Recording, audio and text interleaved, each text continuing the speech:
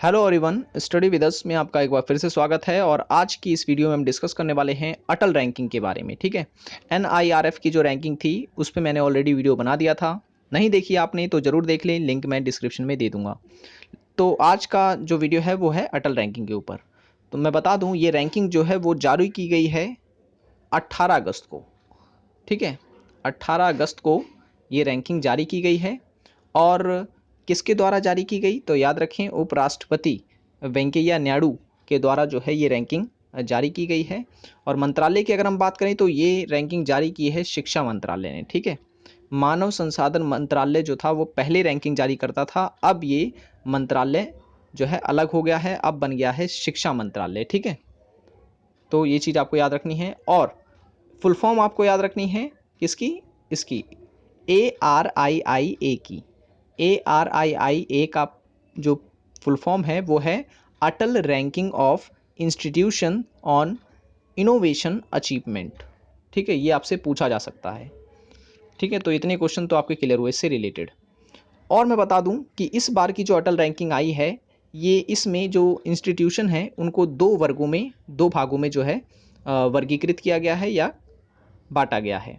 तो पहला जो है वो है पब्लिकली फंडेड इंस्टीट्यूशन और दूसरा है प्राइवेट और सेल्फ फाइनेंस इंस्टीट्यूशंस। ठीक है, तो आप देख सकते हैं कि पब्लिक इंस्टीट्यूशन में तीन कैटेगरी बनाई गई हैं, तीन सब कैटेगरी हैं। आपको ये याद रखनी है। ठीक है, आप चाहें तो स्क्रीनशॉट ले लें, और अगर आप इसकी PDF चाहते हैं तो आपको जो है मिनिस्ट्री ऑफ एजुकेशन की वेबसाइट पे जाना होगा, तो वहाँ पर आपको ये PDF भी मिल जाएगी। ठीक है, मैंने वहीं से डाउनलोड की है। तो याद रखें, पब्लिकली फंडेड जो इंस्टीट्यूशन है उनकी तीन कैटेगरी थी, सब कैटेगरी यहाँ मैंने आपको बता दी। और अगर हम बात करें प्राइवेट और सेल्फ फाइनेंस्ड जो इंस्टीट्यूशन है उसकी दो सब कैटेगरी बनाई गई है। ठीक है, तो ये चीज़ आपको याद रख लेना है। एक चीज़ और मैं बता दूं, वुमेन एम्पावरमेंट को बढ़ावा देने के लिए, महिला सशक्तिकरण को बढ़ाने के लिए इस बार जो है अटल रैंकिंग में जो वुमेन इंस्टीट्यूशन है उसको भी शामिल किया गया है। ठीक है, महिला से संबंधित जो शिक्षा संस्थान हैं उनको भी इस बार रैंकिंग दी गई है। तो ये चीज़ आपको याद रखना है। और जो इम्पोर्टेंट है वो ये, तो इस बार जो ये रैंकिंग तैयार की गई है अटल रैंकिंग, उसमें आप देख सकते हैं ये सारे के सारे इंस्टीट्यूशन जो थे वो भागीदार बने हैं। तो अगर बात करें कॉलेज और इंस्टीट्यूट गवर्नमेंट और गवर्नमेंट एडेड, तो इनकी संख्या थी 121। ठीक है, जिनके आधार पर जो है ये रैंकिंग जारी की गई है। और अगर हम बात करें कॉलेज इंस्टीट्यूट में प्राइवेट और सेल्फ फाइनेंस्ड, तो ये थे 373। ठीक है ना। और इंस्टीट्यूट ऑफ नेशनल इम्पोर्टेंस और सेंट्रल यूनिवर्सिटीज़ जो थी वो 62 थी। ठीक है, और यूनिवर्सिटीज़ और डीम्ड यूनिवर्सिटीज़ की अगर हम बात करें गवर्नमेंट और गवर्नमेंट एडेड, वो 38 थी। और universities deemed to be universities और प्राइवेट और सेल्फ फाइनेंस, इनकी संख्या थी 80। तो आप देख सकते हैं इन सभी संख्या के, इन सभी जितने भी शिक्षा संस्थान हैं, इन्हीं के आधार पर जो है ये अटल रैंकिंग तैयार की गई है। तो ये संख्या आपको याद रखनी होगी। ठीक है, क्योंकि क्वेश्चन जो है वो बहुत ही डीप में जा कर के पूछे जाते हैं, तो आपको ये सारी बातें जो हैं ध्यान में रखनी है। NIRF वाली रैंकिंग आप जरूर पढ़ लें। ठीक है ना, पिछले से पिछले साल भी इसमें क्वेश्चन वहाँ से उठे हुए थे, तो हो सकता है इस बार यहाँ से क्वेश्चंस पूछे जाएं।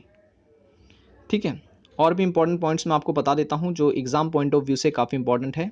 हाँ, आप देख सकते हैं यहाँ पर मैंने लिख लिया है, लिखा हुआ है, देख सकते हैं आप, पब्लिकली फंडेड जो इंस्टीट्यूट है उसमें टॉप रैंकिंग में अगर हम बात करें, ठीक है ना, टॉप 10 की, तो टॉप 10 कुछ इस तरह से हैं। ठीक है ना, ये गवर्नमेंट फंडेड यूनिवर्सिटीज़ है। ठीक है, और इसमें सेंट्रल यूनिवर्सिटीज़ भी शामिल हैं। तो देख सकते हैं पहले नंबर पर यानी रैंक 1 आई है IIT मद्रास की। ठीक है, तमिलनाडु में ये स्थित है। जबकि रैंक 2 यानी रैंक 2 पे रही है IIT बॉम्बे। रैंक 3 पे रही है IIT दिल्ली। ये क्वेश्चन पूछा जा सकता है आपसे। ठीक है, कि IIT दिल्ली का जो रैंक था वो कितना था अटल रैंकिंग के तहत, तो याद रखें तीसरी रैंक थी। फिर IISc, ठीक है ना, इसकी आई है रैंक 4। फिर IIT खड़गपुर की 5, फिर कानपुर IIT कानपुर 6, और IIT मंडी की आई है 7वीं रैंक। ठीक है, और आपको याद जो रखना है ऊपर के 3 याद रखने हैं, और नीचे से ये चीज़ याद रखना आप, ये यूनिवर्सिटी ऑफ हैदराबाद जो है वो टॉप 10 पे आ गई है। ठीक है, इस बार देख सकते हैं आप जामिया मिलिया भी नहीं है इसमें, DU भी नहीं है इसमें, और ना ही JNU है इसमें, ना BHU है इसमें, लेकिन यूनिवर्सिटी ऑफ हैदराबाद को टॉप 10 में जगह मिल गई है। तेलंगाना की ये यूनिवर्सिटी है, ठीक है, यूनिवर्सिटी ऑफ हैदराबाद। तो याद रखना है टॉप 10 में है ये, यानी 10वीं रैंक आई है इसकी।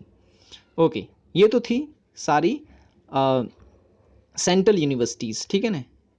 ओके, अब बात कर लेते हैं गवर्नमेंट और गवर्नमेंट एडेड यूनिवर्सिटीज़ में अगर हम रैंकिंग की बात करें तो इसमें आपको 3 ऊपर की याद रखनी है। जैसे कि इंस्टीट्यूट ऑफ केमिकल टेक्नोलॉजी, इसकी रैंक 1 आई है। याद रखें गवर्नमेंट और गवर्नमेंट एडेड यूनिवर्सिटीज़ में की मैं बात कर रहा हूँ यहाँ पर, ठीक है। इंस्टीट्यूट ऑफ केमिकल टेक्नोलॉजी पहले नंबर पे रहा, पंजाब यूनिवर्सिटी इसमें दूसरे नंबर पे रही है, ठीक है। और चौधरी चरण सिंह हरियाणा एग्रीकल्चर यूनिवर्सिटी जो है ये तीसरे स्थान पर रही है इसमें, ठीक है। ओके, अब कॉलेजेस की बात कर लेते हैं। गवर्नमेंट और गवर्नमेंट एडेड जो कॉलेज हैं, ठीक है, उनकी अगर हम बात करें तो कॉलेजों में सबसे जो टॉप पे रहा वो था college of engineering Poona, rank 1 पर है, ठीक है, ये महाराष्ट्र में है। और PES कॉलेज ऑफ इंजीनियरिंग ये रैंक 2 पे रहा, कर्नाटक में है ये। और देख सकते हैं आप इसमें 2 याद रखें, ऊपर के 2 आपको याद रखने हैं इसमें, ठीक है। ओके, अब सेल्फ फाइनेंस्ड की अगर हम बात करें, हालांकि यहाँ से क्वेश्चन नहीं पूछे जाएंगे पर कुछ पता नहीं है, कुछ भी पूछ सकता है वो, तो इसे भी आपको ऊपर के 2 याद रखने हैं, ठीक है। ये Kalinga institute of technology, industrial technology, ठीक है, इससे रैंक 1 आई है इसकी। और SRM institute of science and technology, इसकी रैंक 2 आई है, ठीक है। ये प्राइवेट और सेल्फ फाइनेंस्ड यूनिवर्सिटीज़ हैं, ठीक है। ओके, अब यहाँ पर आ गए हैं सेल्फ फाइनेंस्ड कॉलेजेस, ठीक है ना। कॉलेजेस में अगर हम बात करें SR इंजीनियरिंग कॉलेज, ये रैंक 1 पे है, ठीक है। इसके भी ऊपर के 2 आपको याद रखने हैं। ओके, तो इस तरीके से जो है आपको इसमें याद रखने हैं। अब देखते हैं यहाँ पर, आप देख सकते हैं यहाँ पे रैंकिंग दी गई है 11 से 25 तक जो रैंकिंग आई है उन इंस्टीट्यूट्सों की, ठीक है, इंस्टीट्यूशंस या यूनिवर्सिटीज़ की। और ये चीज़ आप याद रखें, ये अल्फ़ाबेटिकल ऑर्डर में दी गई है इसमें, ठीक है। तो आप देख सकते हैं ये, तो आप इसे विस्तार से पढ़ सकते हैं, आप इसे डाउनलोड कर लें, शिक्षा मंत्रालय की वेबसाइट पे आपको ये मिल जाएगी पूरी PDF। लेकिन जितने पॉइंट्स मैंने अभी आपको बताए हैं वो सुपर इम्पॉर्टेंट हैं, उसे आपको लिख लेने हैं, ठीक है, क्योंकि वहाँ से क्वेश्चंस पूछे जा सकते हैं। सो आज की वीडियो में इतना ही, मिलते हैं अब नेक्स्ट वीडियो में। वीडियो पसंद आया हो तो लाइक करें और चैनल को सब्सक्राइब नहीं किया तो ज़रूर कर लें, ताकि ऐसे ही एजुकेशन से रिलेटेड वीडियोस आपको मिलते रहें। और अगर आप नेट की तैयारी कर रहे हैं तो आपके लिए ये वीडियोस काफ़ी इंपॉर्टेंट होंगी। सो मिलते हैं नेक्स्ट वीडियो में। Thanks for watching this video.